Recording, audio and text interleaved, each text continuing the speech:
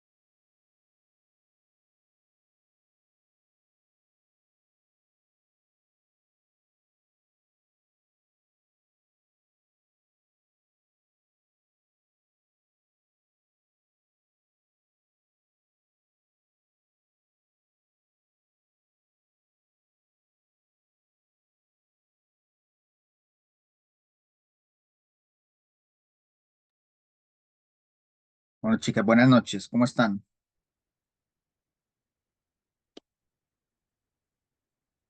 Buenas noches, profesor. Buenas noches, Janet. ¿Cómo les fue en la Bueno, prueba? Hola, muy profe. bien, gracias. Hola.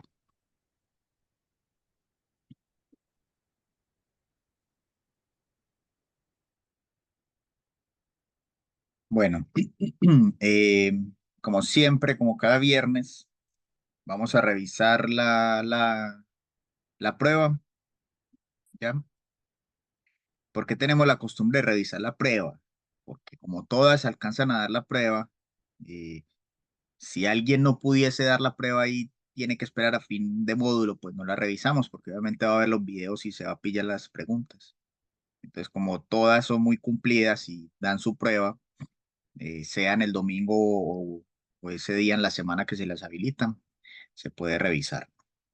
Y en esta prueba hubo una pregunta que estaba mala eh, para las personas que presentaron el domingo. Por ello, esta pregunta yo la anulé y le subí la nota a todas las personas que contestaron esa pregunta la hayan contestado bien o mal, ¿ya? Les subió la nota, punto 45 me parece, por si acaso. Entonces, a ver en el chat, sí, Priscila la dio el domingo, entonces esa pregunta la sacaste mala, que ahorita la vemos cuál es, entonces yo subí la nota. No recuerdo cuánto sacaste, pero de lo que habías sacado, te subió punto 45 más. Listo. Para las personas que fueron tres que la dieron ya el martes, ya la pregunta estaba corregida, pero de igual forma yo revisé y creo que sacaron bien esa pregunta. Bueno, entonces vamos a revisar. Entonces, la prueba era, los AINES son un grupo farmacológico con efecto antiinflamatorio. Entre los AINES más empleados para la osteoartrosis se encuentran el celecoxib y el etoricoxib. Uno de los siguientes medicamentos no se emplea para el Alzheimer. Todos estos sí se emplean para el Alzheimer. La levodopa, carbidopa, no. Es cierto que los medicamentos para el Parkinson ayudan solamente a tratar los síntomas, ya que no hay fármacos que detengan su progresión. Es correcto. Recuerden que el Parkinson, que lo vimos la semana pasada, es una enfermedad degenerativa que no tiene cura. Lo que se puede hacer es ayudar con la sintomatología. El hipotiroidismo es una enfermedad en la que el organismo no produce la suficiente cantidad de hormonas tiroideas. El tratamiento más común para su patología es la levotiroxina. Esta era la pregunta que estaba mala. Entonces, quienes contestaron el domingo y pusieron la levotiroxina, les salió como perdida la pregunta. Entonces, esta es la pregunta que yo ya les corregí. Listo, por si acaso, era la levotiroxina. Quienes, hubo un par de personas que contestaron otra, igual a todo el mundo le subí la nota por estar anulada. Listo. 5. Podemos decir que la farmacodinamia es la rama de la farmacología que estudia lo que el medicamento le hace al cuerpo. ¿Qué es un receptor? Es una diana farmacológica a la cual se liga el fármaco para ejercer su acción. Todo esto les he hecho mucho hincapié en cada clase. Los antihistamínicos son antagonistas. Ya por el hecho acá de decir anti, significa que va a bloquear algo. Entonces son los que bloquean, son los antagonistas. Bien, profe, una consulta. ¿Puedes Sí, repetir la anterior? La anterior. sí, No, no, la otra, anterior, no, la anterior. las 5. Ajá, que podemos decir que la farco, ya vaya. La Ah, farmacodinamia es la ok. rama de la farmacología que estudia lo que el medicamento le hace al cuerpo. Ah, Y pero la también farma, el efecto que tiene el fármaco en el organismo no es lo mismo y la acción de los fármacos también. Pues si todas son las correctas, no sería esa opción porque todo incide en eso. Para mi juicio, yo veo que yo respondí todas las correctas porque el efecto que tiene el fármaco en el organismo y también hace que la acción que los fármacos y también lo que el medicamento hace en el cuerpo, o sea, no son todo casi como decir lo mismo con diferentes palabras. Entonces, decir que todas las respuestas son correctas, para mi juicio, yo claro, revisé, podría ¿no? ser, podría ser. Sin Ajá. embargo, eh, Ujú, lo que el efecto o lo que el fármaco, el efecto como tal o la acción de los fármacos, eso ya sería el efecto farmacológico, ¿ya? mm, Puntualmente. Eso entonces el efecto farmacológico que es ya como el efecto final que nosotros vemos, ujú, ¿ya? La pregunta era más dirigida simplemente a la definición de farmacodinamia que vimos la semana pasada, que era ok. farmacodinamia, farmacocinética. Entonces, farmacodinamia, que era esa lo que el medicamento le hace al cuerpo antes de que se dé el Ujú, efecto final como tal, sino con todos los claro. procesos que habíamos visto pues en la célula, que cómo se Ujú, van sí, dando sí, los yo entiendo procesos. todo el proceso, pero yo, bueno, esa fue yo, pero yo, ¿por qué será que saqué? No saqué 7, yo pensando, ya vi, entonces el miércoles estaba pendiente de revisar y no me daba la revisión. Yo traté de revisar y no me dio la revisión. Aparece revisar, pero no me cliqueo y no aparece, no me desglosa En- pero el, lo el revisaste detalle. en qué momento. El miércoles en la noche y ayer en la mañana. Y le Listo. coloco revisar y no me hace nada. Se Ya queda así. entiendo. Entonces, tu caso particular lo voy a consultar, porque eh, los demás, pues creo que me habían comentado que sí podían hacer la revisión. Entonces yo creo que ya no es un Ujú. problema de la plataforma como tal, sino quizá del perfil. Entonces voy a hacer la ¿Será? consulta, ¿listo? Mm, ok, ok, Bueno, gracias, profe. listo. Entonces íbamos por acá en la octava. Una diana farmacológica puede ser un receptor, una enzima o un canal iónico. Ya recuerden que la diana farmacológica es donde va a ser el cambio, un efecto. Entonces cualquiera de esos puede llegar el medicamento como tal y al llegar ese medicamento ahí, eso se convierte en la diana farmacológica. ¿Cuál de los siguientes medicamentos tiene mayor potencia analgésica? La morfina, de todos estos. Por ahí en una de las diapositivas estaba la tablita también de la potencia analgésica. La farmacocinética es la rama de la farmacología que estudia los procesos de liberación, absorción, distribución, metabolismo y excreción. Recuerden con el acrónimo LADME. LADME. Si un paciente le consulta en la farmacia respecto a las diferencias entre un medicamento de marca y uno genérico, usted le diría, pueden variar en los excipientes, pero el efecto es el mismo, ¿ya? A menos que la persona sea comprobado que tenga una, un problema con algún excipiente que definitivamente no lo pueda tomar, ya. Entonces serían como casos puntuales, pero en general, eh, marca y genérico tienen el mismo componente activo, son bioequivalentes. Recuerden la bioequivalencia que la vimos la semana pasada, entonces es lo mismo. ¿Existen medicamentos de marca que sean bioequivalentes? Por supuesto que sí. ¿Podrían ser bioequivalentes la aspirina de 100 de Bayer y el ácido acetil salicílico de 100 de Bayer? Sí, porque ambos son de la misma concentración, ambos son comprimidos, ¿ya? Entonces, por ello, pueden ser bioequivalentes. Un medicamento se compone de principios activos y excipientes. Y para que dos fármacos sean bioequivalentes, deben todas las opciones, misma forma farmacéutica, perfiles de biodisponibilidad similares, recuerden el grafiquito, deben ser similares y tener la misma concentración. Listo. Bueno, en general a todos les fue muy bien, eh, aunque las notas no estuvieron tan altas como en promedio de los anteriores, pero igual casi siempre ganan eh, las pruebas. Recuerden, hubo una persona que igual sacó bajita nota, pero de igual forma, eh, para pasar pues el módulo o el curso se promedian el resto de las pruebas. Y como en las demás pruebas les ha ido bien, entonces eh, a todas yo creo que van muy bien con el curso. No sé si es que las pruebas son muy fáciles o ustedes son excelentes. Un poquito de las dos. Bueno, entonces, eh, la semana pasada habíamos quedado en lo que tiene un medicamento y quedamos pendientes de ver un videíto, que cómo es la fabricación de los medicamentos. Puntualmente, vamos a ver cómo es la fabricación de unos comprimidos, ¿ya? Bueno, yo reviso si estoy compartir sonido.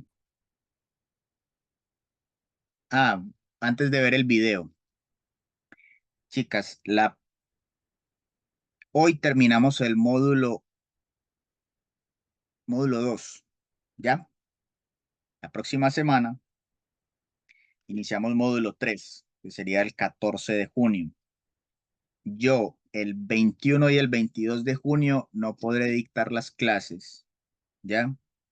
Entonces, esos días no va a haber clases. El viernes 21 y el sábado 22. ¿Qué va a suceder? Simplemente se va a correr una semana más el calendario.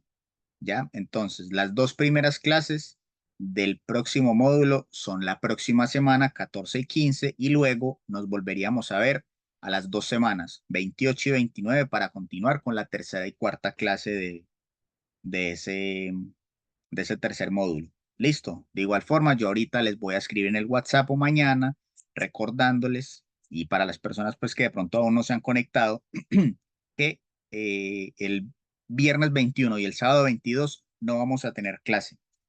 Listo. Bueno, Profe, una sí, consulta antes que se me olvide. Usted va a dar el módulo 3, ¿verdad? Y entonces, sí. vi en el WhatsApp que dice que tenemos, yo no había visto eso, que uno tiene como un examen final y es bastante información. Ahora bien, usted es de todo lo que hemos visto y Ujú. ya, esto es todo lo que, no hay un resumen, no hay nada o sea, es todo lo que tenemos que estudiar, todo lo que hemos visto. Eh, Al final. no, la verdad no, desconozco el contenido del Mm, examen. Entonces, no, lo que le diga es mentira. ok, Voy a revisar el examen, le voy a echar un ojo y voy a ver las preguntas y les voy a dar tipsitos para que estudien. Listo, para que no tengan que porque es volver a demasiado ver complejo. todos los videos, porque es pesado. Sí, es mucha información, hay muchos nombres técnicos que, oye, no somos doctores. O sea, sé que es importante saberlo, ¿no? Pero es bien complejo, pues. De verdad que, a menos para mí, que ahorita estoy como un poco lenta por los medicamentos que estoy Y no, tomando. no se Me llegan las preocupen, le voy a echar un ojito, igual todavía falta para ese examen, así que no se preocupen por problemas de mañana. Los problemas Ah, de ok, no, mañana los solucionamos mañana. Entonces sí, yo porque me le da voy a echar curiosidad. una revisión a ese examen y ahí les voy dando los tipsitos para ese examen. Listo, Ok, perfecto, muchas gracias, profe. con gusto. ¿Alguna otra duda antes de empezar ya con el videito y la clase? Dudas, consultas, reclamos, sugerencias, felicitaciones. Listo. Entonces, proceso de producción de comprimidos. Estos pequeños comprimidos pueden contener diferentes compuestos químicos que permiten curar desde simples malestares hasta graves enfermedades. En el siglo XIX se descubrieron los principios activos presentes en distintas plantas y cómo obtenerlos en estado puro. Así nacieron las cápsulas de gelatina. Pero los primeros comprimidos surgieron de la inspiración artística cuando un pintor inglés ideó la fórmula de triturar el grafito y comprimirlo para mejorar las minas de sus lápices. Y esta idea fue rápidamente adoptada por la industria farmacéutica. En esta planta farmacéutica de Bagó voy a averiguar cómo se hacen los comprimidos recubiertos. Estos contenedores que vemos aquí se llaman jaulas y contienen todos los componentes que vamos a necesitar para hacer un lote de comprimidos. Hay dos tipos de componentes químicos. El principio activo sería uno, que es el encargado de la acción farmacológica del medicamento, y los otros serían los excipientes, que sirven tanto para la elaboración como para la adecuada administración y asimilación del medicamento en el organismo. Acá agregamos los componentes a esta tolva, que la transfiere por un sistema de vacío a la granuladora de última generación. A partir de ahora vamos a hacer varios procesos de mezcla. La primera es la mezcla en seco y sirve para comenzar a unificar los primeros componentes. Luego llega el momento de iniciar la humectación. Todo el líquido que hay en este recipiente se inyecta dentro de la mezcladora. Gracias a la humectación, el polvo que está mezclándose aquí adentro empieza a transformarse en gránulos, es decir, adquiere una consistencia más densa. Este proceso se conoce como granulación húmeda. Sin embargo, para hacer comprimidos, necesitamos que la mezcla esté muy seca. Y para eso hay que trasladarla a este otro equipo que se llama secadero de lecho fluido. Lo que sigue es lograr que los gránulos que componen la mezcla posean un tamaño uniforme, de manera que la dosis que tenga cada comprimido sea exactamente la misma, usando este molino cónico conectado al secadero lecho fluido por un sistema de vacío. Ahí está. Finalmente, dentro de este recipiente tenemos el granulado uniforme. El siguiente paso es comprimirlo.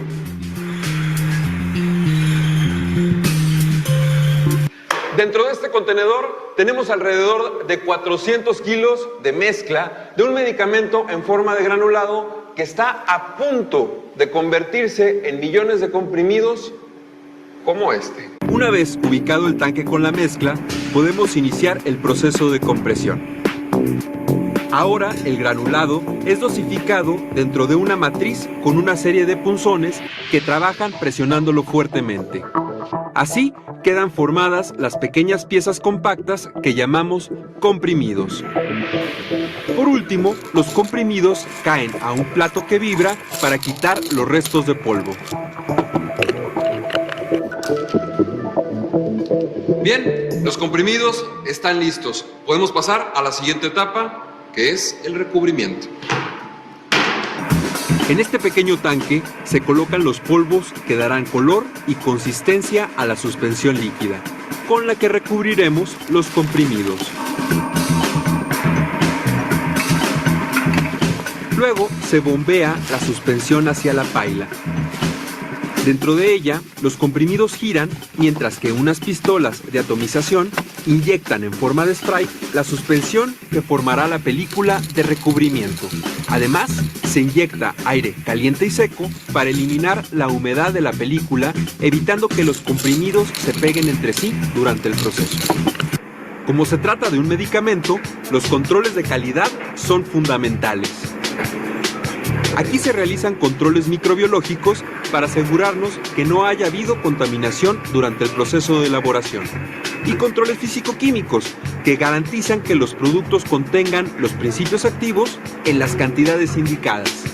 De nada servirían tantos cuidados y controles si al salir de esta planta farmacéutica los comprimidos tomaran contacto con su peor enemigo, el medio ambiente. Por ello, vamos a protegerlos adecuadamente. Para garantizar esa protección, se envasan los comprimidos en los conocidos blisters. Primero, la máquina toma la lámina de PVC y forma unas burbujas con el tamaño justo de los comprimidos.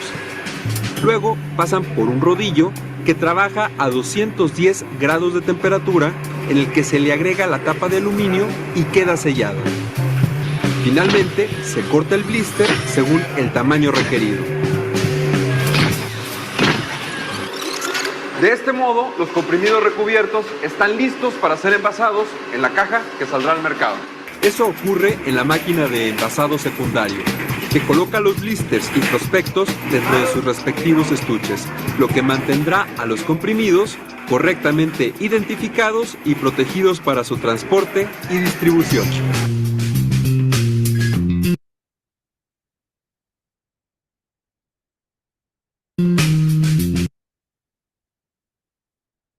Listo, chicas. ¿Qué les pareció el video? Comentarios, observaciones, aportes, preguntas.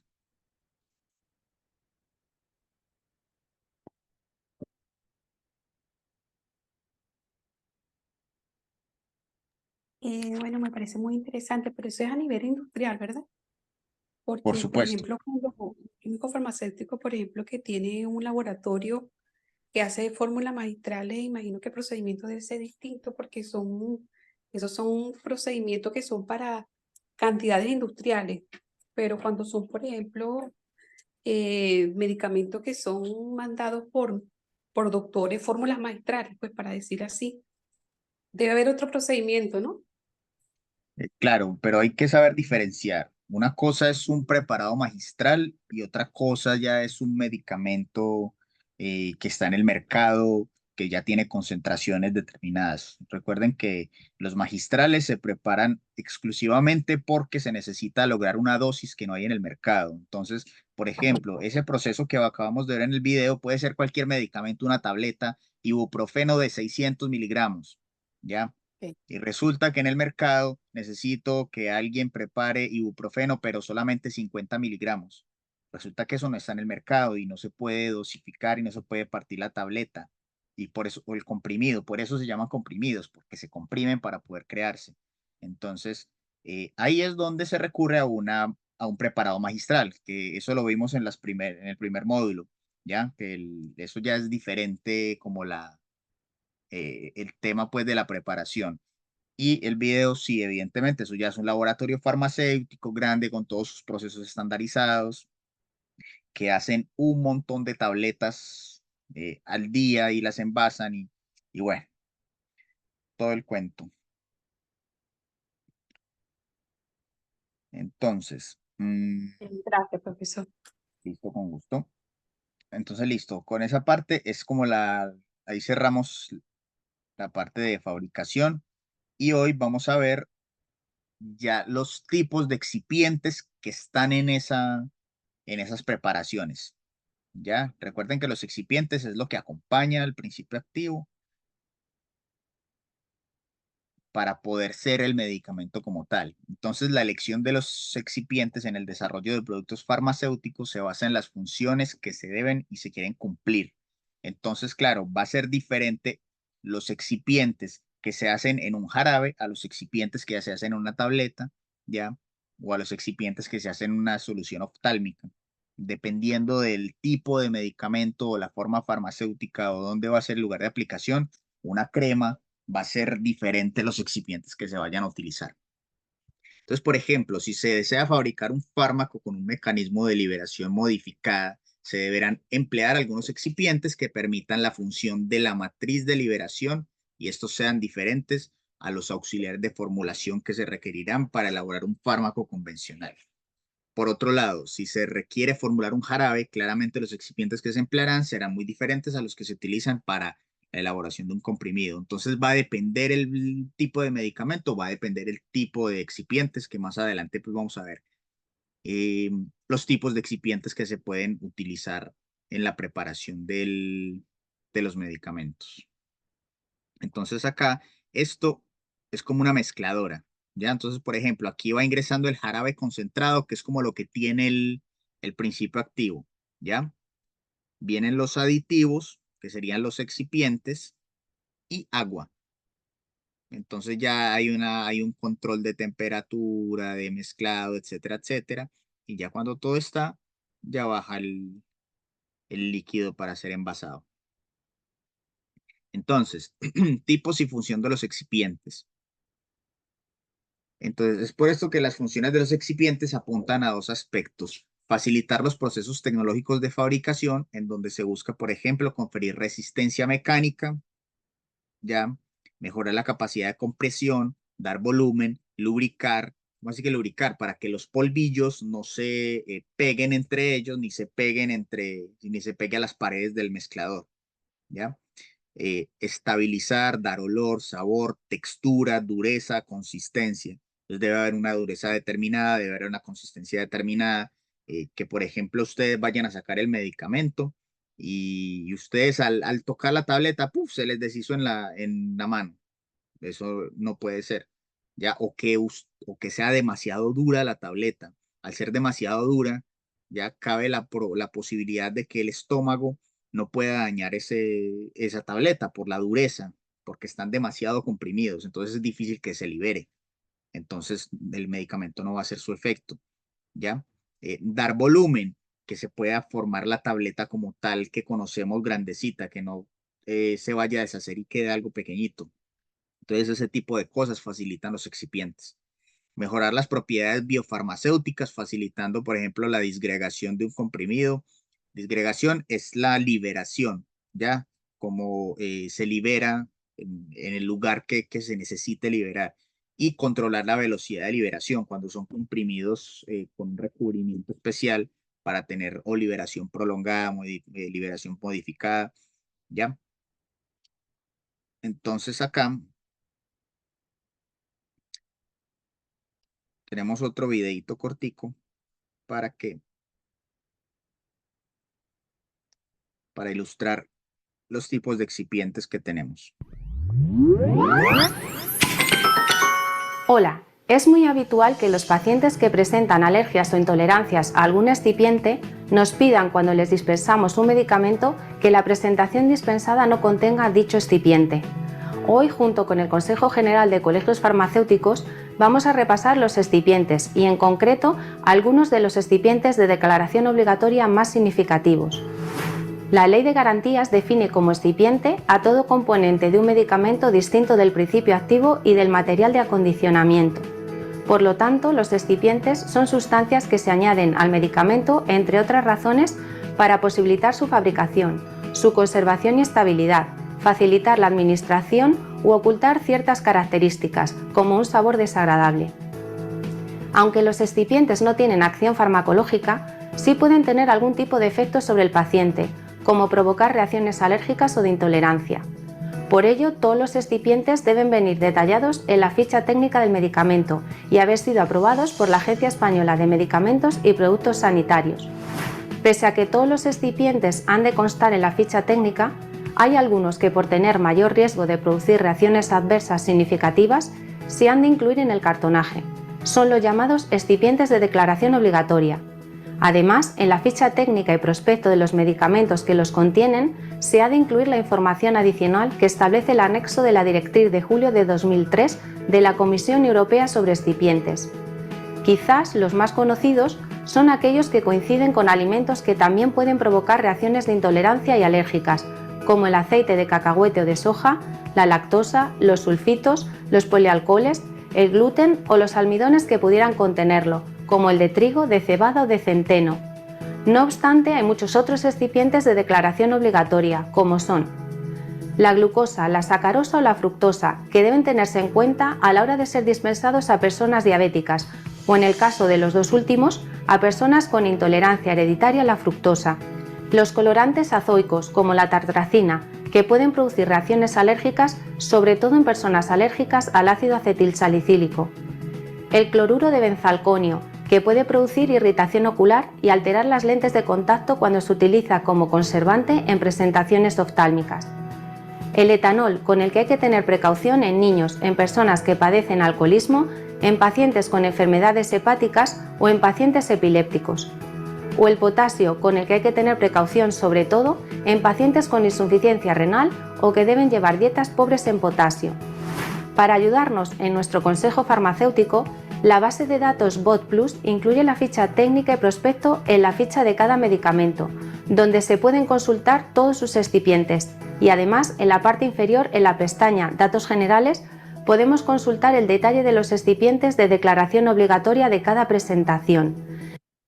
Bueno, lo importante de este video es que hay excipientes que pueden generar algunas reacciones en las personas. Eso es la importancia del excipiente y de informar siempre el excipiente en las cajas eh, que, que hay en los prospectos de los medicamentos. Ya, por ejemplo, este video es de España. Allá en España hay un sistema que permite, si una persona es, no sé, intolerante a la lactosa, y la lactosa es un excipiente común en varios medicamentos, él puede solicitar que le ofrezcan medicamentos que no tengan ese excipiente, que no tengan la lactosa, ¿ya?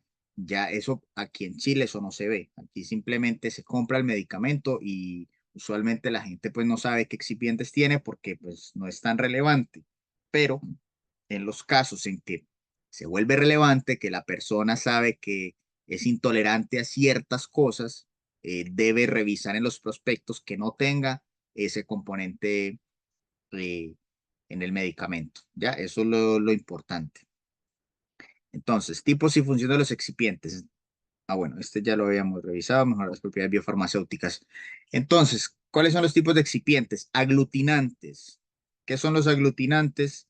Se encargan de unir las partículas de los polvos que se componen los comprimidos de las tabletas para proporcionar homogeneidad, cohesividad a la mezcla y aumentar resistencia a rotura durante la compresión.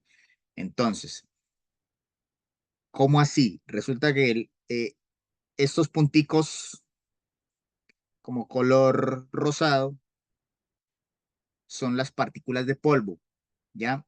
Esta solución aglutinante lo que hace es aglutinarlos, como dice la palabra, ya los cohesiona entre ellos. Así, miren, se vuelve un poquito más homogéneo y más resistentes. Entonces, estos aglutinantes más utilizados, goma arábiga, gelatina, glucosa, el PVP, esto es polivinil propileno, si no me falla la memoria, sacarosa, almidón de maíz y almidón pregelatinizado. Van a haber varios nombres pues técnicos de excipientes, no se los tienen que aprender. Lo importante que ustedes sepan es y aprendan es qué tipo de excipientes y para qué sirven. Entonces, en este caso, los aglutinantes funcionan para esto, para que el comprimido quede mejor y no se vaya a destruir fácilmente. Tenemos los diluyentes, ¿ya? Los diluyentes incrementan el volumen de la mezcla para que se pueda comprimir. Se selecciona en función de las propiedades de compresión, la solubilidad, la capacidad absorbente, la alcalinidad o acidez. Los más utilizados son la lactosa, que estábamos hablando de ella, la celulosa microcristalina y el almidón. ¿Ya? Entonces, ¿cómo así que incrementa el volumen? Resulta que yo para poder comprimirlo, yo el polvillo, tengo un volumen muy pequeño. Ya es como, por ejemplo, yo tengo un jarabe muy concentrado o tengo un jugo muy concentrado, y yo para incrementar el volumen de ese jugo o diluirlo un poquito, ya, ¿yo qué le he hecho? Agua. Entonces va a aumentar el volumen del jugo, la cantidad de jugo, ya, y me va a servir como diluyente, me lo va a diluir un poquito. Entonces eso va a aumentar como el nivel. En el caso de los comprimidos, también se van a seleccionar ese tipo de diluyentes en función pues de las propiedades que se tenga para comprimirlo. La solubilidad es como la capacidad de mezclarse con otros componentes, ¿ya? O de disolverse en otros componentes. Capacidad de absorción, alcalinidad o acidez. Recuerden que la alcalinidad o acidez es como el nivel del pH, ya del que se llama potencial de hidrógeno, pero es el pH alcalino que va de 0 a 14, 7 neutro, de 7 para arriba es alcalino, de 7 para abajo es pH ácido. Listo. Tenemos los disgregantes. Entonces los disgregantes facilitan la ruptura del comprimido una vez es ingerido y estar en contacto con agua o con los jugos gástricos. Esto permite que se libere el principio activo, se disuelva y se absorba. Entonces, la importancia de los disgregantes ya es que ayuda a que el principio activo se pueda liberar. Si no le agregan el disgregante a un comprimido, puede que este no se libere y salga entero en las heces. Entonces esa es la importancia, facilita que el comprimido se rompa y se pueda liberar los activos para que sean absorbidos y ya saben todo el proceso, se va al torrente sanguíneo, a la célula, etcétera, etcétera. Entonces, entre ellos encontramos el almidón de maíz y la croscarmelosa. Tenemos los lubricantes que agilizan el proceso de fabricación, evitando los problemas de fricción que hace la mezcla que del preparado se pegue a las paredes de la máquina. Entonces, lo que hace el lubricante es evitar que el polvillo se quede pegado en la mezcladora, ¿ya? O que se formen grumillos entre los polvos. Siempre el polvo debe ser homogéneo. No sé, ustedes han visto la sal de cocina o el azúcar que tenemos en la cocina, ¿ya? A veces se forman como cubitos o cuadritos, que es como sal pegada o azúcar pegado, que se vuelve como, que uno tiene que hacerle con la cuchara como para volver a que se vuelva otra vez en grumitos, perdón, otra vez en el polvillo. Eso es lo que hace el lubricante. El lubricante evita que se formen esos grumos, ya, para poder facilitar el proceso de, de la creación, pues, de la tableta. Entonces tenemos el talco, estearato de magnesio, de calcio, de sodio, ácido esteárico, las ceras, el gliceril begenato o el esterowet. A ver, por el chat, buenas tardes, profesor, recién puede ingresar a clase. Hola, Daniela, no te preocupes que la clase igual va a quedar grabada y se va a montar el día de mañana. Daniela, para que anotes el día 21 y 22 no va a haber clase. Listo. Esas clases se van a continuar el 28. Entonces, 14, 15 clase normal, 21, 22 no hay clase, 28, 29 seguimos normal con clases. Bueno, continuamos. A ver.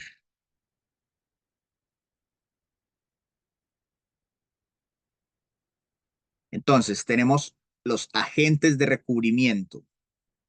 Los agentes de recubrimiento son sustancias que pueden formar parte de una o varias capas de la mezcla. Entonces pueden ser resinas naturales, sintéticas, gomas, gelatinas, sustancias de carga inactivas e insolubles. Eh, azúcares, plastificantes, polioles, ceras, colorantes, etcétera, etcétera, etcétera. Esos agentes de recubrimiento es lo que veíamos en el video de hace un rato, que le aplicaban como un spray, ¿ya? Ese spray es lo que le da el color. Y ese color no es simplemente color. Eso tiene una función y la función es recubrir para que aguante algo más, no sé, los ácidos estomacales y se liberen el píloro, ¿ya? O puede ser la función de que enmascare un sabor demasiado desagradable. O puede ser que enmascare un olor desagradable. Que de pronto uno, no sé si eh, alguna vez han notado en una tableta algún olor raro. Las tabletas de por sí de los medicamentos, por lo menos los comprimidos, los sólidos, si ustedes abren la tableta, usualmente eso no huele a nada. ¿Por qué? Porque se aplican estos agentes de recubrimiento. Caso diferente de los jarabes. Los jarabes sí tienen un olor particular y característico dependiendo del jarabe, pero las tabletas usualmente no huelen a nada, ya que cuando se las van a tomar, el sabor sí ya es otro cuento. Priscila dice que sí, sí que, si huele a algo, no huele a nada, o no. ¿Has olido una tableta a algo raro? Lo de las tabletas. Claro, igual, puede que Bueno, al exista. momento de cuando uno la moja, yo creo que sale como un poco el olor. Ah, claro, pero eso ya es otro tema, porque al Claro. mojarse se supone Ujú. que cuando entran las salivas, eso es lo primero que se empieza a dañar la tableta, porque uno se la traga y ya en el estómago es otra cosa. Entonces, Claro. claro, si la tableta empieza a entrar con humedad, va a cambiar totalmente el olor y el sabor y va a cambiar también la tableta física como tal, porque puede que se haga una bombita, como puede que cambie de color y eso, pero sí. Bueno, tenemos los colorantes y edulcorantes. Entonces, estos se añaden para mejorar características organolépticas del medicamento. Entonces, no deben ser tóxicos ni tener actividad farmacéutica, así como casi todos los excipientes, ¿ya? No tienen una actividad, son inertes. Simplemente ayudan al principio activo a que llegue al lugar donde tiene que hacer su acción. Entonces, estos deben estar aprobados para uso farmacéutico. Algunos ejemplos. Entonces, óxido de hierro, riboflavina, eso es vitamina B2, betacaroteno, tartracina, óxido de cromo, aspartame, sacarina, ciclamato. Entonces, todo esto son colorantes y edulcorantes. Estos colorantes los pueden aplicar en este spray, ¿ya? Como recubrimiento. Y el edulcorante también.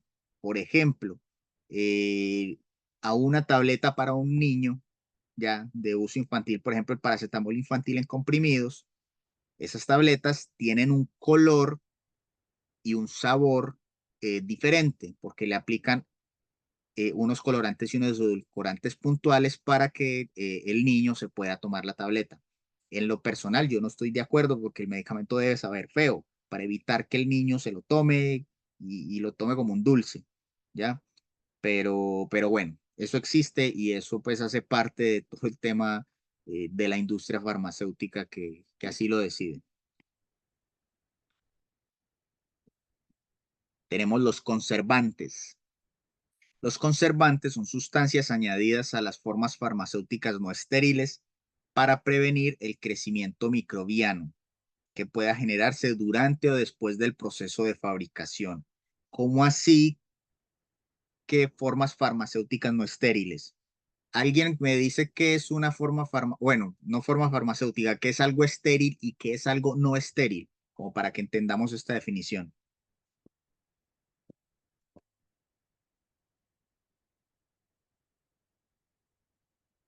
¿Alguien qué se le ocurre? ¿Qué es algo estéril o un medicamento estéril y un medicamento no estéril?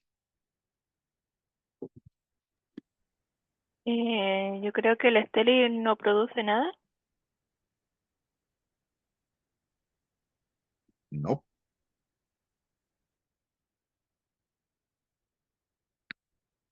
Un medicamento no estéril, ya. Los no estériles no tienen un no son 100% inocuos. ¿A qué voy? Que pueden tener algún nivel de microorganismos en la tableta, ¿ya? Un conteo microbiológico mínimo.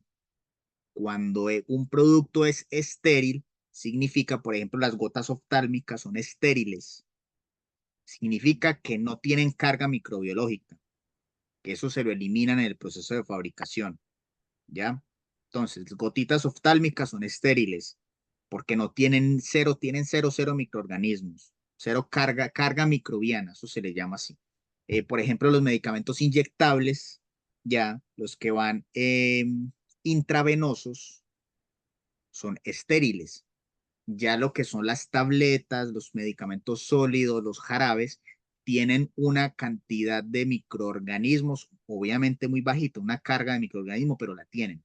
Por eso es que con el pasar de los años hay una fecha de caducidad y después de la fecha de caducidad, usualmente los jarabes se empiezan a dañar. ¿Por qué? Porque esa pequeñísima carga microbiana que había se empieza a reproducir. Y no, no es que sea malo, eso es normal y eso está bien, pero eso es lo que sucede. Entonces, un conservante, un conservante, ¿qué va a hacer? Va a evitar que ese crecimiento microbiano se genere. Entonces, a todos los medicamentos le echan conservantes para que ese crecimiento se retrase. En los jarabes es muy importante, ¿ya? En un medicamento que es estéril, por ejemplo, unas gotas oftálmicas o algo que va intravenoso, no necesita conservante. ¿Por qué? Porque son estériles, porque ya tienen cero carga microbiana. ¿Listo? Entonces, en este grupo se encuentran los parabenos, ácido benzoico, cloruro de benzalconio, formaldehído, fenoxietanol. Lo que hacen estos conservantes es evitar el crecimiento microbiano en el medicamento. Listo, los ayuda a que se conserven más tiempo. Esa es.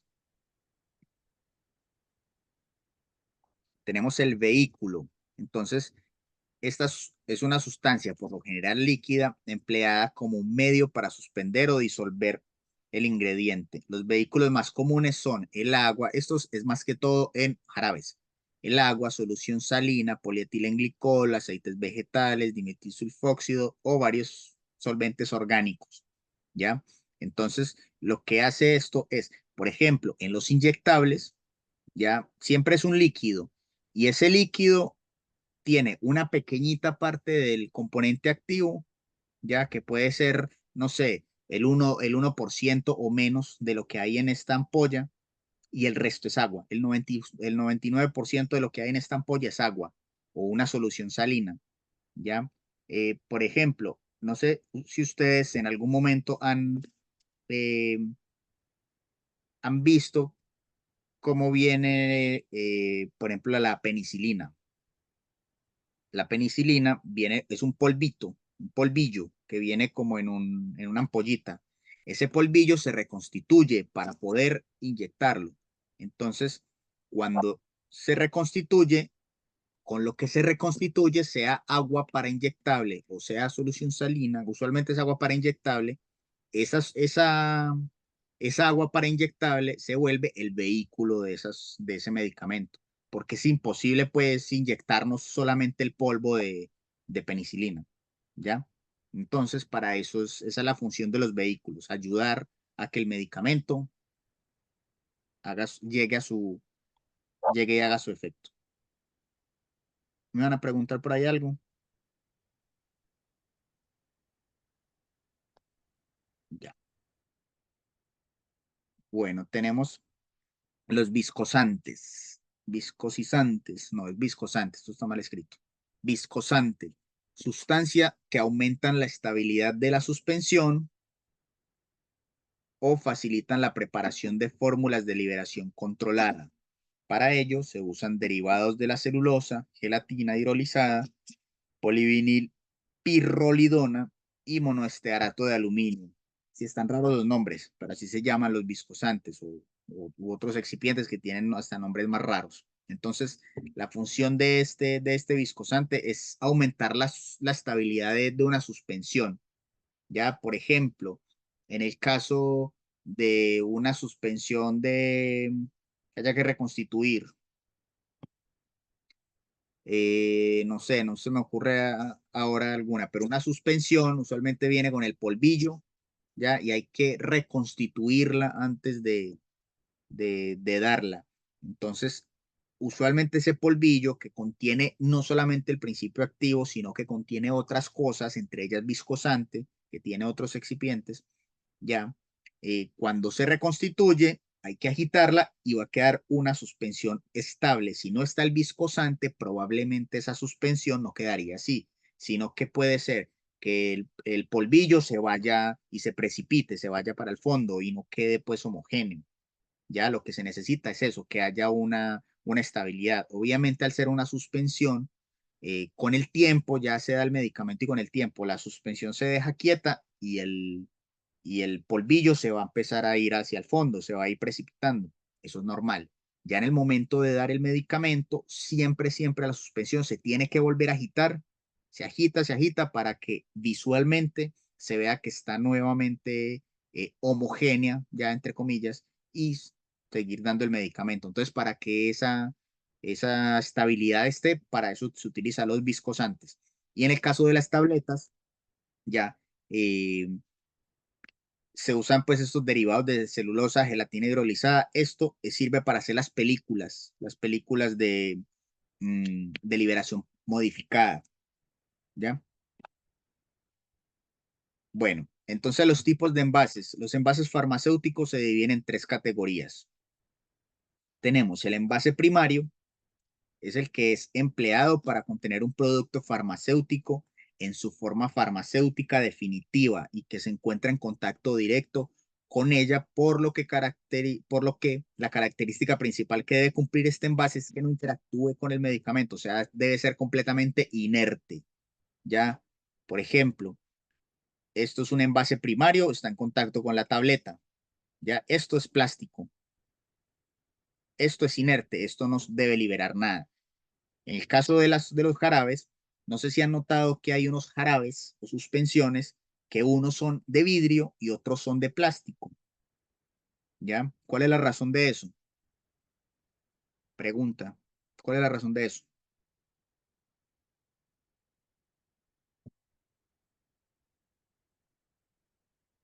¿Por qué unos jarabes vienen de vidrio y otros vienen de plástico? ¿Qué sucederá? ¿Quién me responde? ¿Quién me ayuda? Que se me olvidó la respuesta.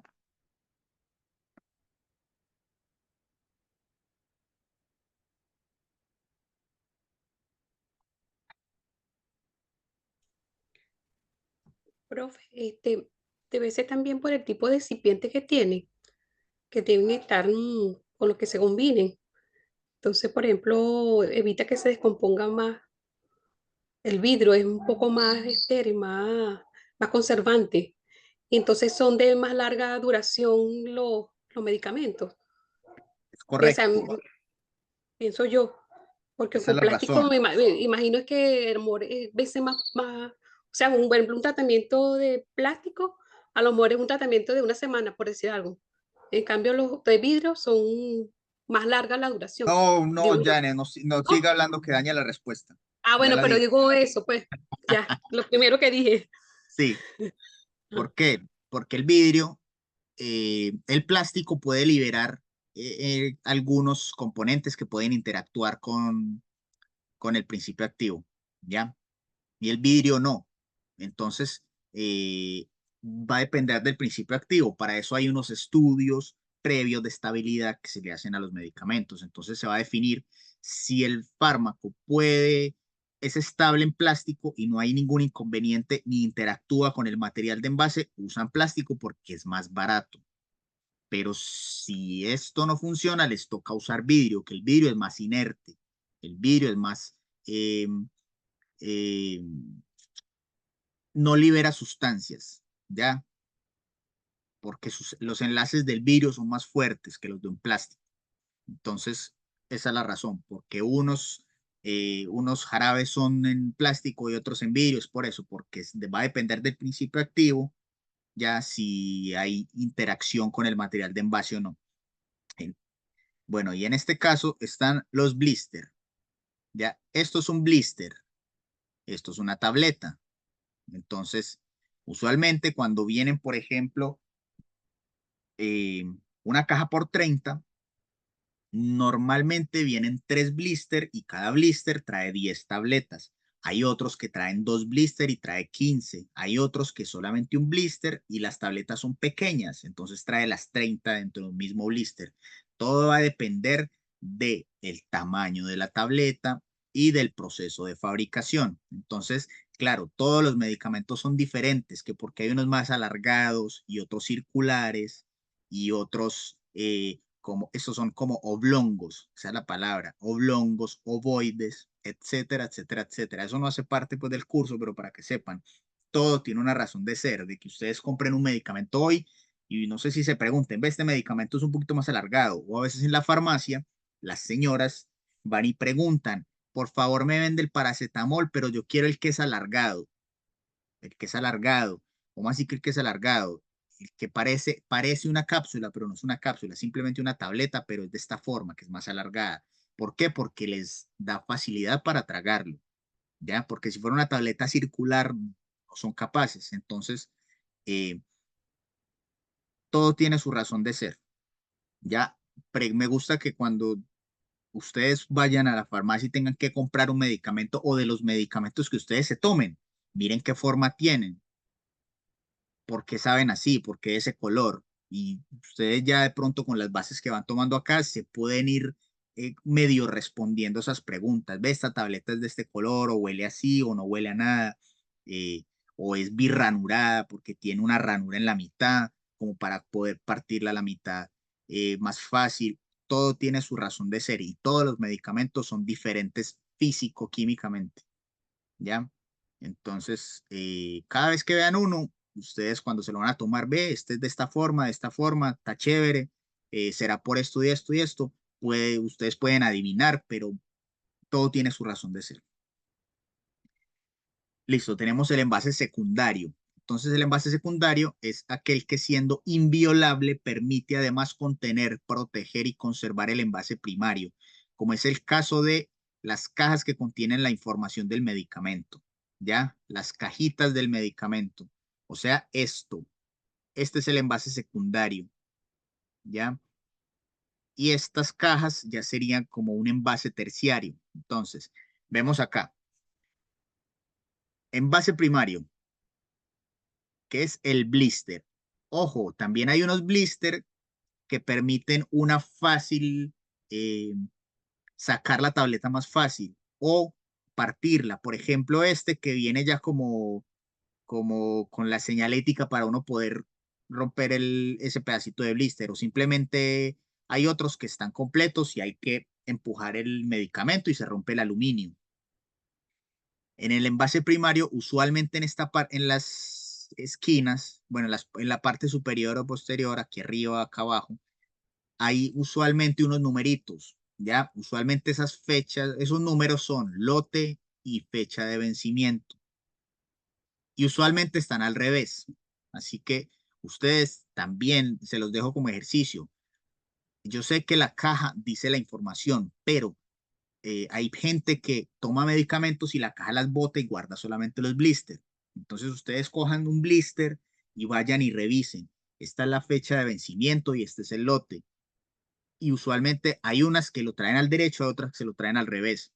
Hay otras que son muy fáciles de identificar, otros que son más difíciles, pero eso es súper importante cuando estén en la farmacia, ya, eh, porque puede ser que personas vayan y le pregunten, venga, pero esta fecha no la veo, no la veo, entonces ustedes tienen que estar en la capacidad de leer este pedacito, mírenlo acá.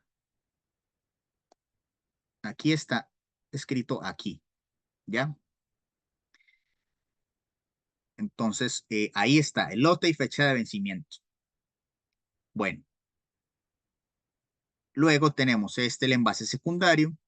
En el envase secundario está toda la información pues del medicamento, el laboratorio, los colores, eh, código de barra, excipientes. En los costados pues debe estar el lote, la fecha de vencimiento, debe estar toda la información como tal. Y ya este envase terciario, que son las cajas, ya son los contenedores que almacenan los productos farmacéuticos para la distribución y manipulación a granel, o sea, en cantidad, ya como son cajas de embalaje. O sea, a granel, esto ya es a granel. Entonces, la fabricación de estos envases se rige por criterios precisos que no pueden ser aleatorios, ya que aseguran la seguridad, valga la redundancia, del medicamento y su integridad antes de llegar al paciente al que se destina.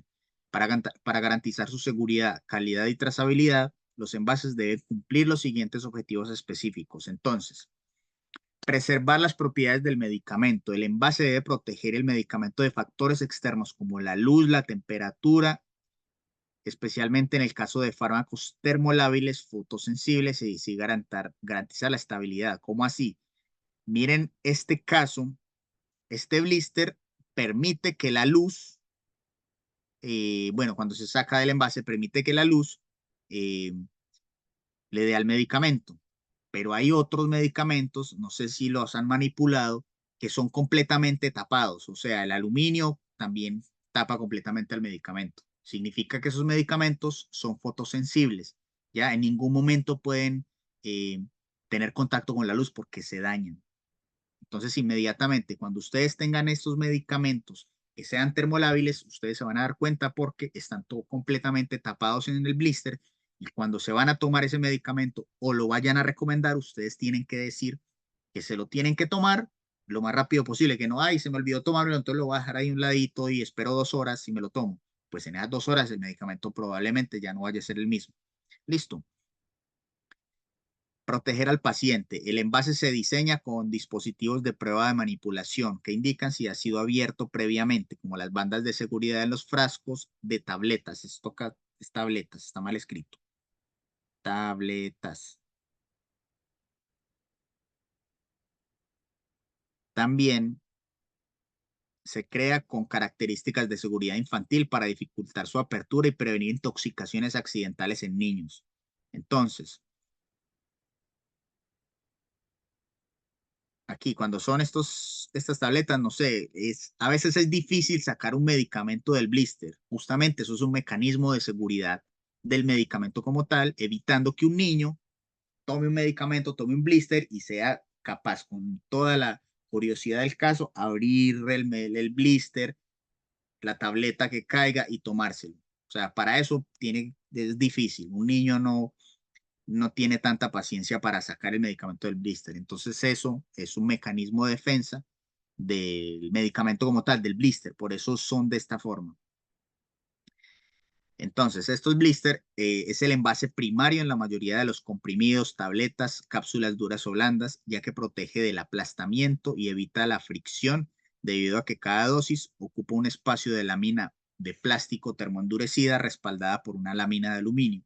Estos envases son livianos, económicos y tienen la ventaja adicional de recordar al usuario que el medicamento ha sido administrado por el método destructivo de acceso. ¿Cómo así que método destructivo? Que lo abrieron para, o sea, uno sabe qué medicamento se tomó porque está dañado eh, ese pedacito de blister. Entonces, lo que les indicaba, estos dos blisters de acá muy probablemente sean fotosensibles. ¿Por qué? Porque miren, están completamente tapados. Estos de acá no son tan termosensibles, porque todos son termosensibles. Por eso siempre están en un envase secundario. Pero este se puede dejar en la luz y no se va a dañar. Estos sí, ¿ya? Entonces, tener ojo con eso. Preguntas, dudas, consultas, observaciones,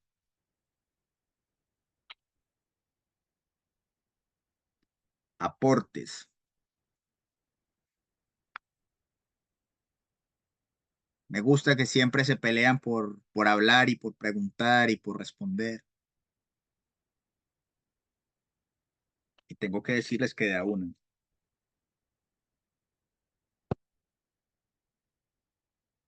Bueno, entonces, ante tantas preguntas, nos vemos en unos 10, 15 minuticos. Vamos al break. ¿Listo? Y se toman el cafecito y nos vemos en un ratito.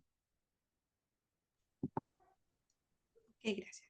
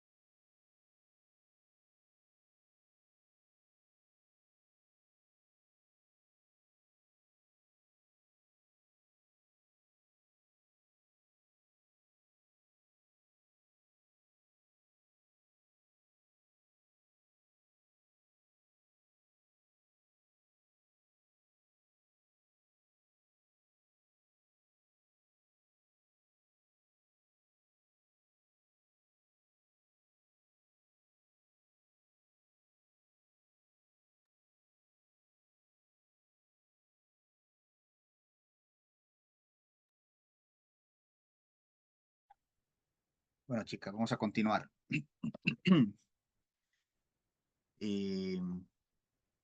No alcancé a leer ahorita que Priscila había hecho una pregunta, que por eso tenían el prospecto de mantener alejado de los niños los medicamentos, por supuesto, porque son peligrosos, peligrosos.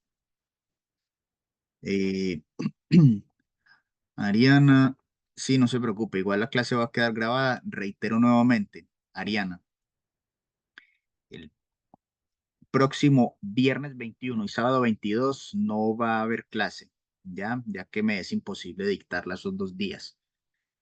Por lo que el próximo módulo lo iniciamos 14-15 y continuamos con la tercera clase el 28 y 29 de junio, tercera y cuarta clase respectivamente. Listo. Igual recuerden que en el WhatsApp, ahorita o mañana les voy a escribir en el grupo para que quede pues por escrito. Bueno, vamos a continuar. Entonces, ¿qué tipos entonces de envases farmacéuticos? Tubos de plástico o aluminio.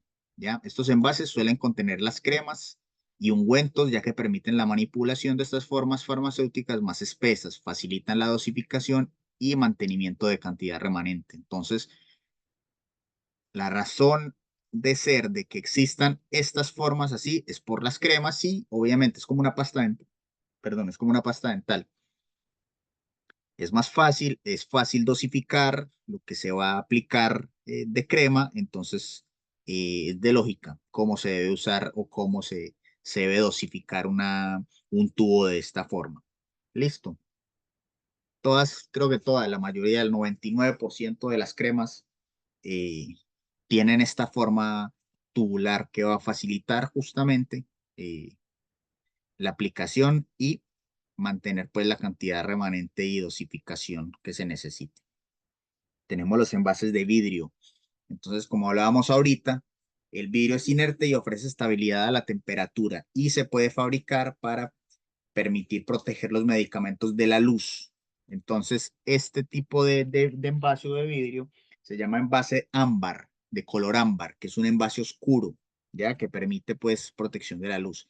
Sin embargo, el vidrio es quebradizo, pesado y es caro. Entonces, la preferencia no es usar vidrio, es usar materiales más económicos, como el aluminio, en caso pues de tabletas, pero hay casos en que las tabletas no pueden estar en contacto con el aluminio. Entonces, vienen envasados en esta forma. O hay casos, por ejemplo, como los medicamentos naturales. No sé si ustedes, vitaminas, no sé si ustedes han visto que usualmente esos frascos es un frasco plástico, ya con toda la nomenclatura normal del medicamento, un frasco plástico y adentro un montón de cápsulas, que es 60, 90 cápsulas. La razón de ser es porque es más económico para el laboratorio productor eh, echar todas esas cápsulas o tabletas o la forma farmacéutica en un envase de plástico que hacer un blisteado de esos y hacer una caja. ¿Ya? Entonces todo va a depender de lo que se pueda, o sea, de la economía, ¿ya? Porque obviamente lo que se necesita es mayor costo-beneficio y que no haya pues inconveniente del principio activo, no vaya a interactuar con nada. Entonces, por lo que actualmente los fármacos se distribuyen en este material de manera menos frecuente y se ha reemplazado en la mayoría de los casos por el plástico. Entonces, claro, ustedes no van a ver de ese ejemplo que les acabo de dar un frasco de vidrio con 90 cápsulas de un medicamento natural.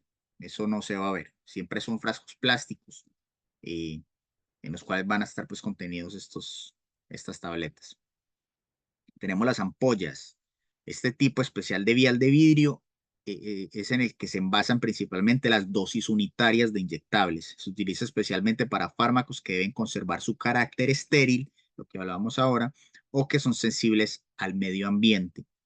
El vidrio también se puede modificar para filtrar la luz ultravioleta dañina. Entonces, esto es un vidrio, una ampolla color ámbar, ¿ya?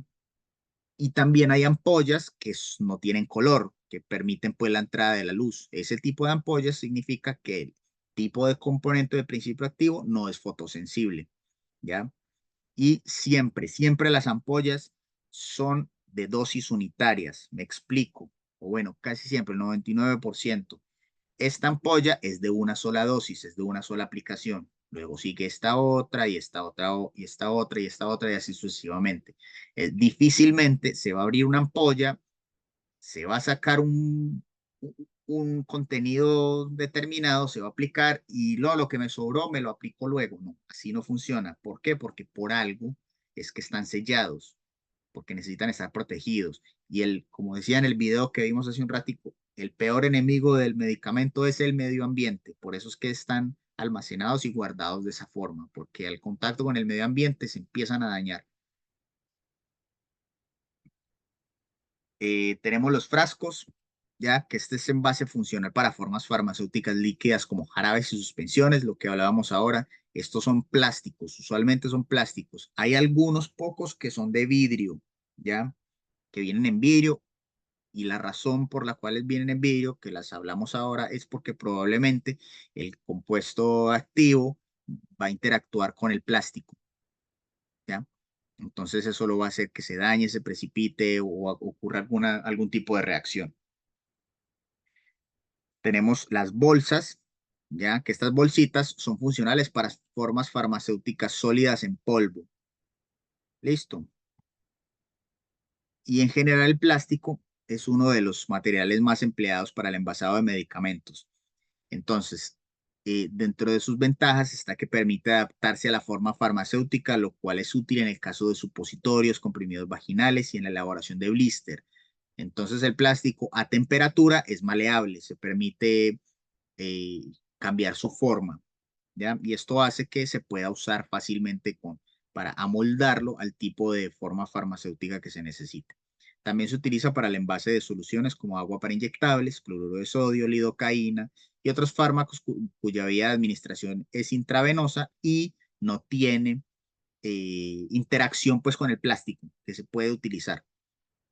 Es utilizado también ampliamente en jarabes, suspensiones, elixires, pomadas y cremas. O sea, el plástico casi que está en el 90% del uso de las formas farmacéuticas como envase primario. El otro 10% vidrio, eh, ya que pues como hemos hablado, no, esos principios activos no pueden estar en contacto con el plástico. Entonces, nuevamente, otro ejemplo, este ejemplo del Tapsin. Entonces aquí tenemos el envase primario, tabletas alargadas, ¿ya? Aquí tenemos 2, 4, 6, 8, 10. Entonces aquí hay 10 tabletas por blister. La caja trae 100, entonces va a haber 10 blister en la caja, ¿ya? Tenemos el envase primario, el lote y vencimiento que les hablaba ahora, que siempre debe estar en esta zona o en esta zona, que a veces es difícil de leerlo, pero eso es una eh, pericia que ustedes deben adquirir. Cojan los medicamentos que tienen en la casa y miren la fecha de vencimiento, a ver si la logran interpretar, que hay unos que son fáciles, otras que no son tan fáciles. Y ya tenemos el envase secundario, que es la cajita con el nombre de marca, el laboratorio, los principios activos, la forma farmacéutica, son tabletas a seca, no es ni tabletas ni de liberación, ni comprimidos de liberación prolongada, ni cápsulas, tabletas. Y entonces tenemos el envase primario, el secundario, para que quede claro.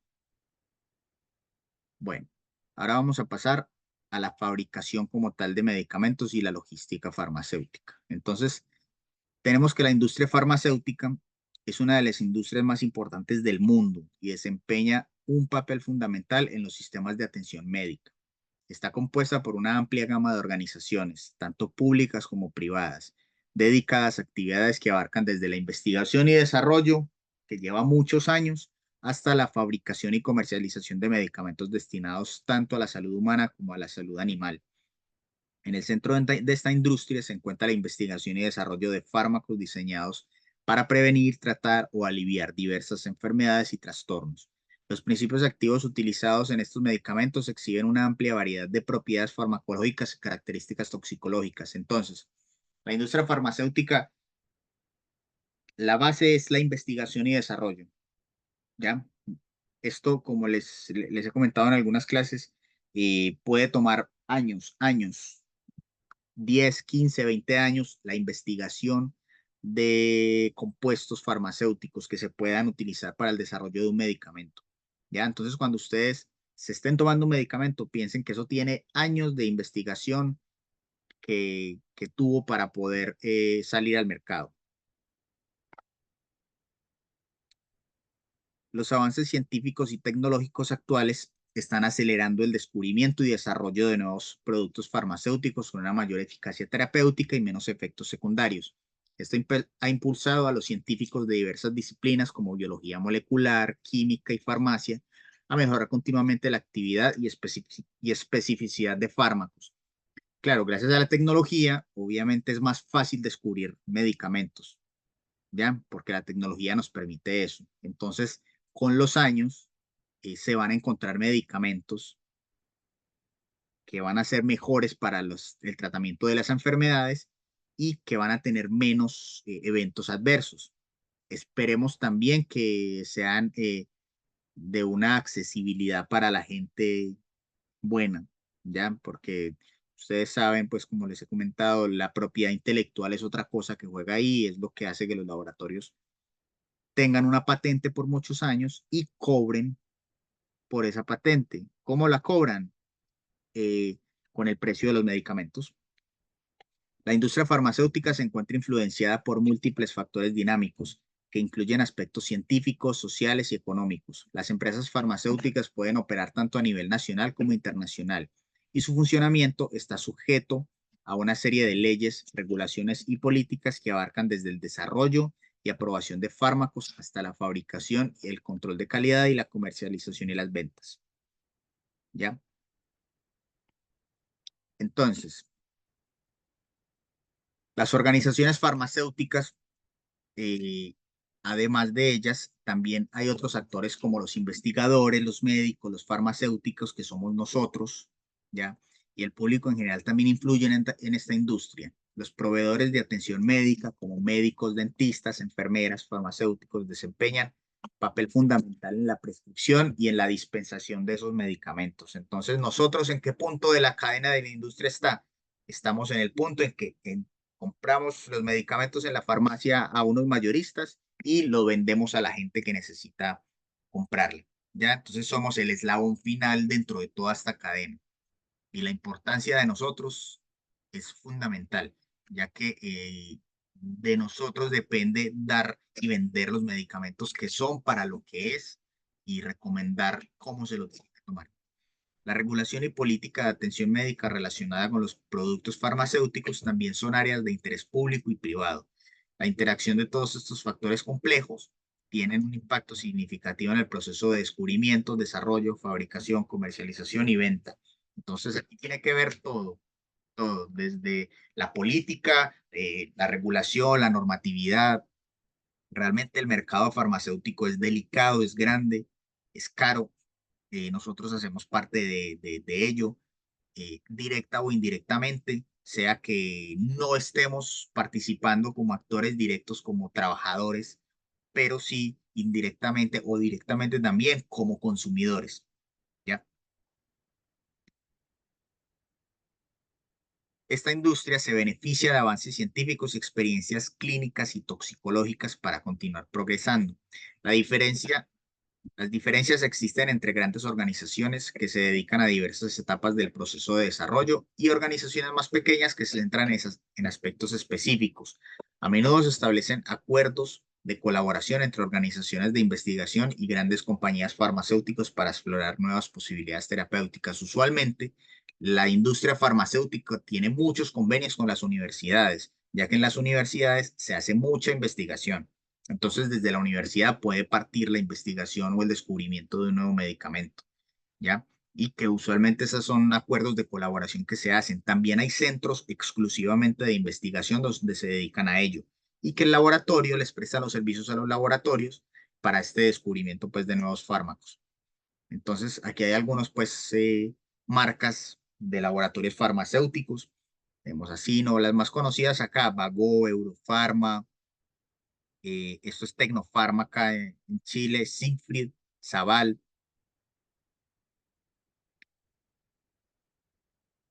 Y en muchos países, ya hablando de la propiedad intelectual, existen sistemas de protección para fármacos de esta investigación y desarrollo que se hace, ¿ya?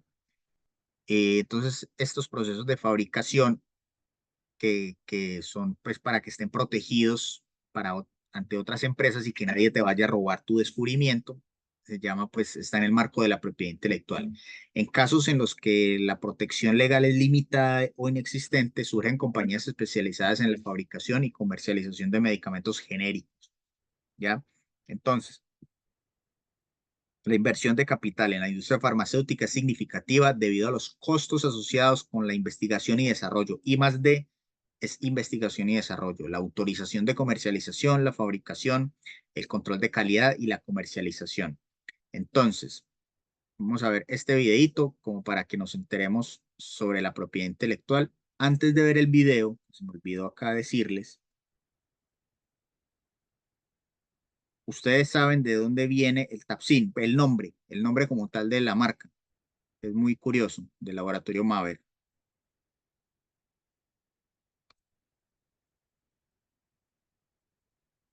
Miren el significado.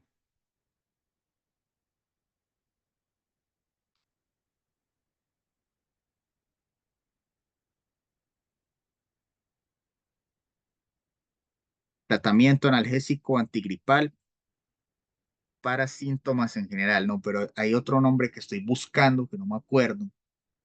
Eh, ah, no, ya. Es el nombre del laboratorio Maver. Maver, significado. Miren, el fundador del laboratorio Maver le puso así porque es el acrónimo de Mi amor verdadero es rosa. Hay como dato curioso del laboratorio Maver, que es el que hace el Tapsin, ¿ya? Y en ese laboratorio hay varios acrónimos del nombre de medicamento que es de esta forma. Entonces ahí como dato curioso se los dejo.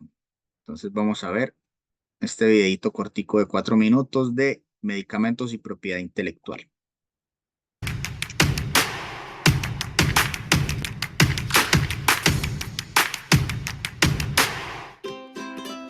Medicamentos y propiedad intelectual.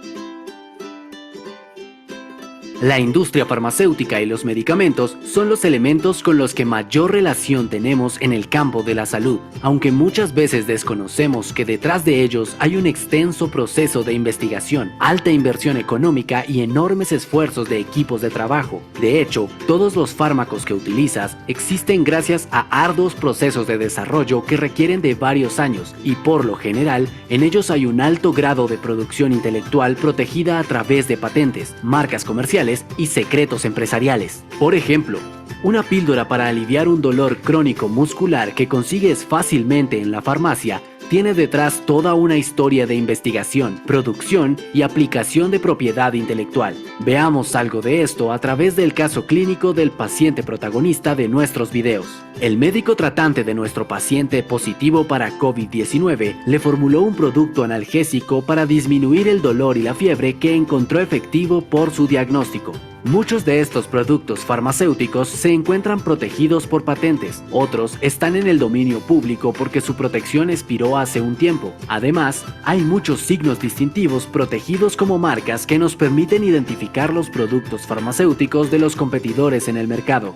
La industria farmacéutica desarrolla productos para la prevención y el tratamiento de enfermedades, gracias al arduo trabajo invertido en desarrollos científicos, procesos de innovación e investigación que permiten llegar a productos farmacéuticos exitosos. Proteger la propiedad intelectual de un producto farmacéutico le permite a sus creadores, por un lado, explotar su producción intelectual por determinado tiempo para recuperar la inversión realizada, dinamizar las actividades de investigación y desarrollo y, por otro lado, incentivar la elaboración de más productos farmacéuticos que beneficien a los pacientes y mejoren su calidad de vida.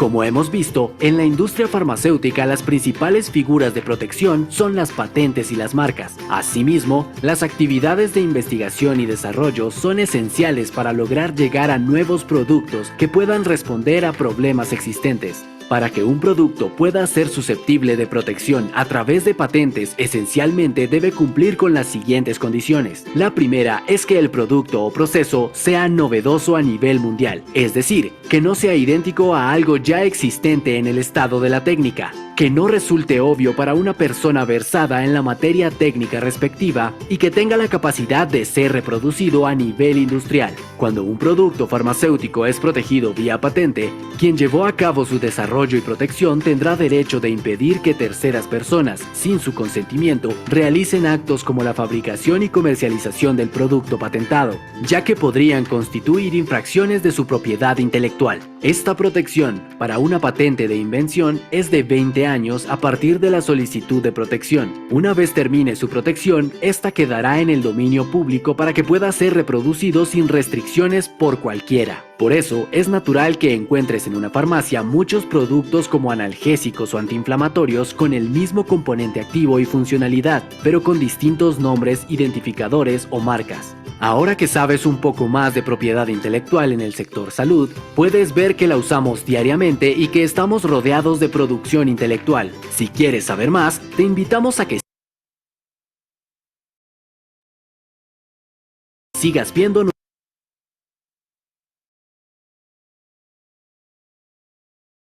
Comentarios del video. ¿Qué opinan de la propiedad intelectual?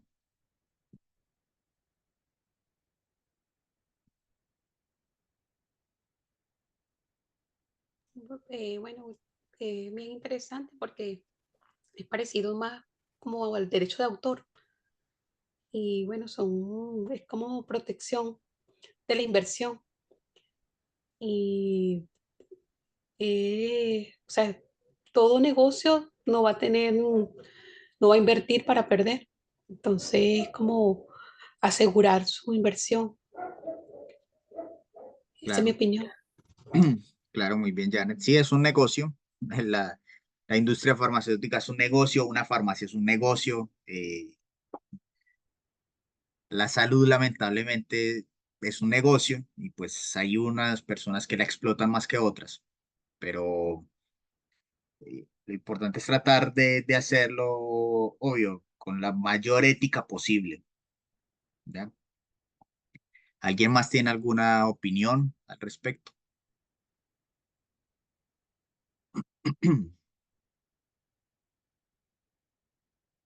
Bueno,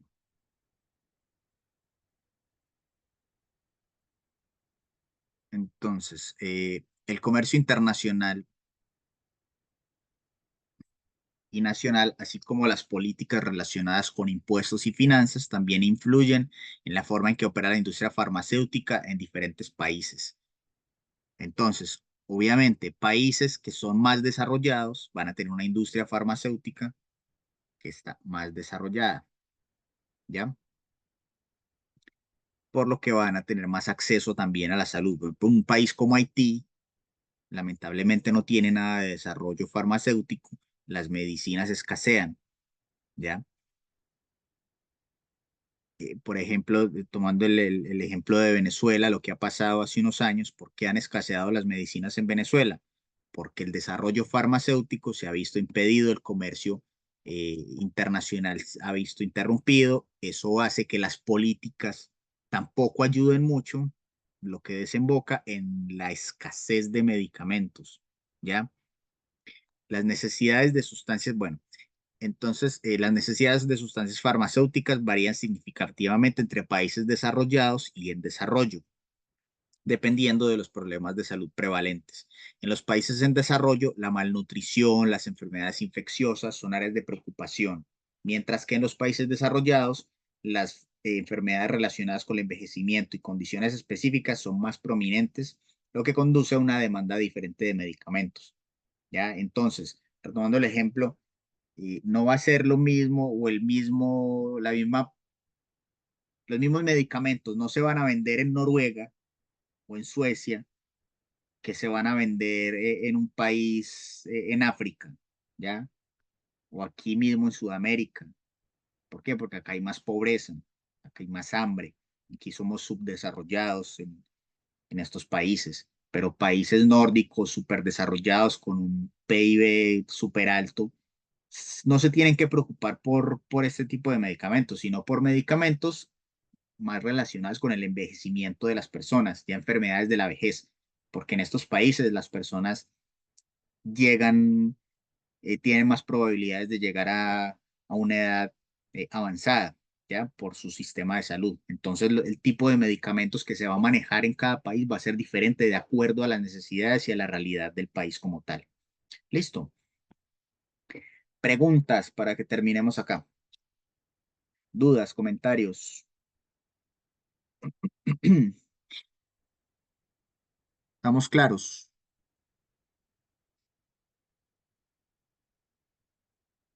Bueno, Sí, profe. perfecto. Entonces, vamos a llamar a lista. Recuerden, en 2 semanas no hay clases, les vuelvo a decir.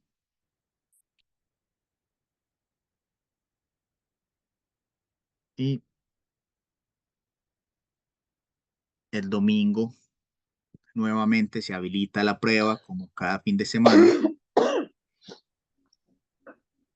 Mirtela, ¿estás bien?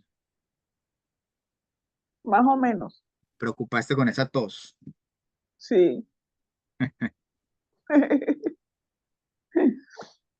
Entonces recuerden, el domingo se habilita la prueba normal, de domingo a lunes. Y recuerden que yo personalmente les doy la posibilidad de las personas que no pueden presentar al domingo, un par de horas en la semana ya cuadramos. Entonces, Cristina, no está Mirtela, casi en las Presente. últimas presente. Priscila, Presente, profe. presente. A ver, me preguntan por acá en el chat, del 21 no hay clases, pero luego empieza el nuevo módulo. No, no hay clases. Bueno, sí, no hay clases ni el 21 ni el 22. Mañana terminamos el módulo 2. La próxima semana, que es 14, iniciamos el módulo 3. Entonces la clase 1 y 2 del módulo 3 la vamos a ver la próxima semana. Luego sigue la semana del 21 y 22, que no voy a dar clase porque me queda imposible. Y la tercera y cuarta clase, ya seguimos el 28 y 29. Flor, no está. Catherine Carmona, tampoco. Janet, Profe, presente. Marcela, no está. Clara, Presente, profe. presente. Sandra, no está. Yesenia tampoco. Elizabeth tampoco. Catherine González, Presente, profe. presente. Michelle, no. Rose, Presente. presente. Denise, Presente. presente. Ariana, Presente. presente. María, no está. Daniela, Presente. presente. Ida,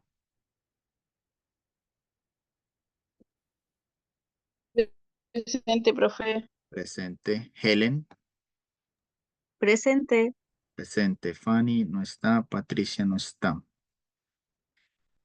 Listo, chicas, feliz noche. Nos vemos mañana a las 10. Que descansen. Buenas Gracias, noches. igualmente, hasta Buenas mañana. noches. Cuídate, por favor. Muchas gracias. Chao.